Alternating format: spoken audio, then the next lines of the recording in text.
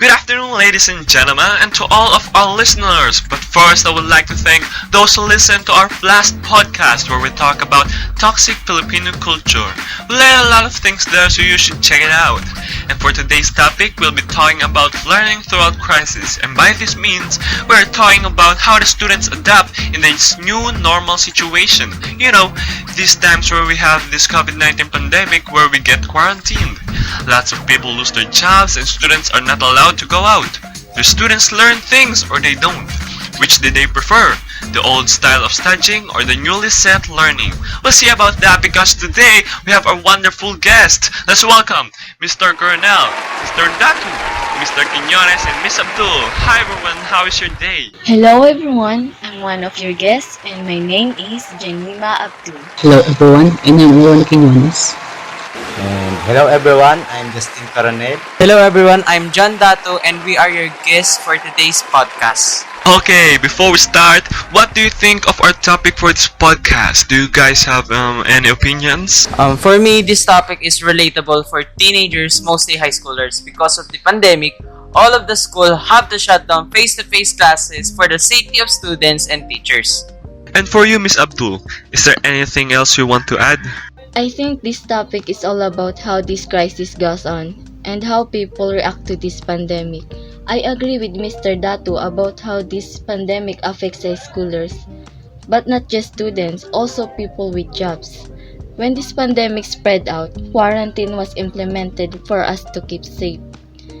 But of course, knowledge must go on, the jobs must go on. So in that case, new normal was born, and I know how hard it is to adjust to this new normal method. How about you, Mr. Quiñones? As for me, this topic is a very valuable one because it talks about how effective our government on implementing rules and regulations within the pandemic. Is effective or not? How long our economy will recover from this huge epidemic loss? What will be our next move after this pandemic? The answer lies within the results of what the government implements and how we adapt to it. So okay, you guys talk about how this crisis impacted our daily lives, especially students. Speaking of students, how about you, Mr. Colonel?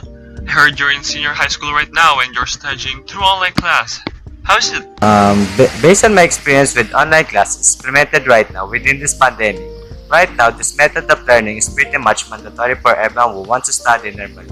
We have class hours and schedules to attend just like in face-to-face classes. But the twist there is we're learning just at home, not inside the school premises. So to brief sum up things, you've said online class is almost like face-to-face except that you're just facing the computer. Am I right, Mr. Colonel? Yes, exactly. Face-to-face and online classes share the same similarity education curriculum.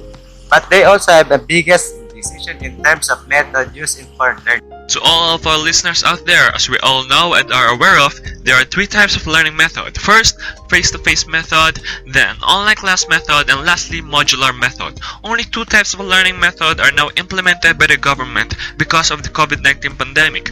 Face-to-face classes are now restricted due to the problems in social distancing. These methods are being used in the schools nationwide. So having heard the side of the online class, let's now move on and discuss the other one, which is the modular method of learning. So how's the experience of learning through modular, Mr. Datu? For me, modular is the best solution for students if they don't have any gadget but it's not efficient because of other students have a difficulty learning on their own.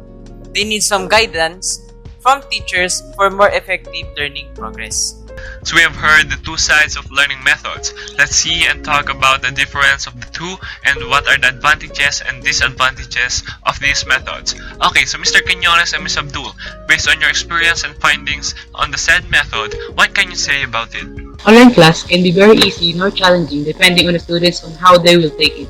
In my own experience so far, the learning curve of online class is very hard to understand for novices and beginners on the platform used by the institution. It needs heavy practice and understanding both for the teachers and the students. Compared to face-to-face class that heavily relies on the direct approach and distinct learning that we have been accustomed for years. The online class is a great way to continue schooling through this time of pandemic without risking the students' health. But we also know that the Philippines is one of the countries which has a low internet connection. I think this is the hard part of being in an online class. Also the devices. Not all students have the privilege to buy some devices that they needed for an online class. In this time of pandemic, which we all need to get through to a new normal method, some of the students can scoop up. Some of them are being left behind. And it's giving them emotional pressure that taking the risk to their mental health. And I think that's the biggest disadvantage part of the online class.